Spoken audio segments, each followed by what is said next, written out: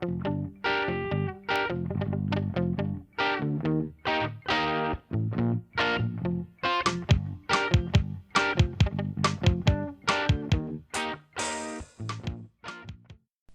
bam balloon bam bam bam bam to the boot, oh root, to the boot, oh root, to the boot, oh root, to the boot, oh root, to the boot, oh root.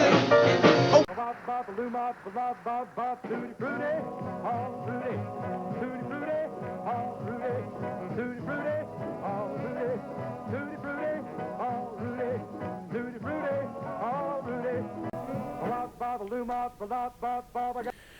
In my opinion, no one does a worse cover of Tutti Frutti than Pat Boone.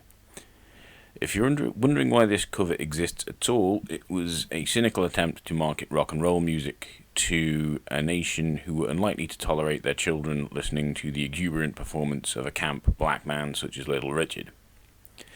In the BBC documentary Dancing in the Street, Little Richard jokes that teenagers would own both his and Pat Boone's records, but keep Pat Boone's visible while hiding his under the bed so as to keep their parents happy.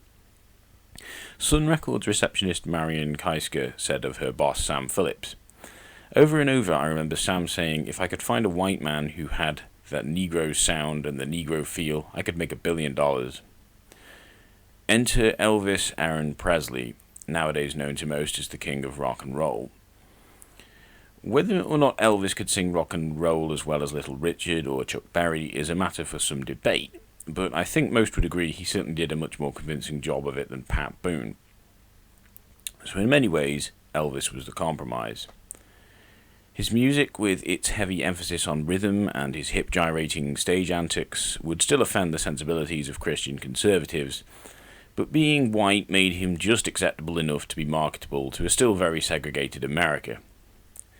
In reality, Elvis only ever penned a small number of songs, with most of his repertoire having been written by other people. He also made a lot of records that really wouldn't qualify as rock and roll, even by our broader modern standards that let practically any form of guitar music in. Nonetheless, Elvis's reputation as the king of the genre remains ever intact. Elvis has been accused of stealing rock and roll music from black culture. However, Jackie Wilson has stood up for him, saying a lot of people have accused Elvis of stealing the black man's music, when in fact almost every black solo entertainer copied his stage mannerisms from Elvis. Elvis was once accused of saying, "The only thing Negroes can do for me is buy my records and shine my shoes."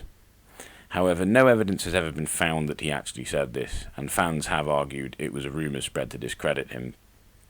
Public Enemy were presumably unconvinced of this, however, as their 1989 song Fight the Power contains the lyric, "Elvis was a hero to most, but he never meant shit to me. Straight up racist that sucker was." It's perhaps unfair to entirely blame Elvis for being crowned the king of a genre of music he didn't create or even play a lot of. He was just a simple truck driver looking for a record deal. All the same, it's well worth checking out the music of black rock and roll artists who came before him. Thanks for watching.